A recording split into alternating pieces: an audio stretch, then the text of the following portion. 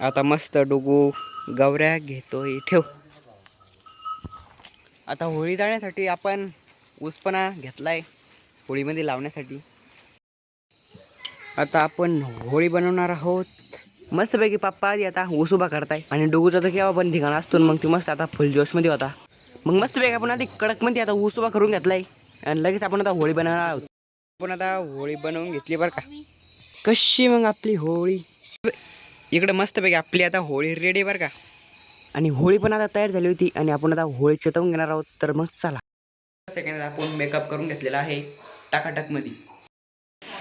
इकडे झाले आता एकदम कडकमध्ये निवड तयार. होळीच्या तोला माकड पण आलेलं आहे.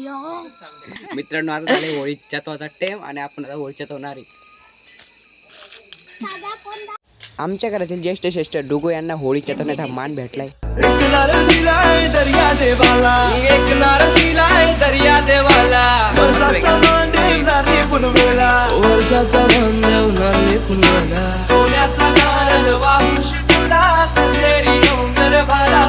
ही बघा ऑडियन्स. मग मस्तपैकी होळी चेतवणं झाल्यावर आता मम्मी ते निवड देत आहे. हे बघा चैतन्य मामा. आता आपण चाऱ्याचे पेंड आपण गोल फिरवून घेतोय. आमच्या कुत्र्याला डायरेक्ट नांद खोळा आहे कारण त्याची नजर डायरेक्ट निवदावर आहे.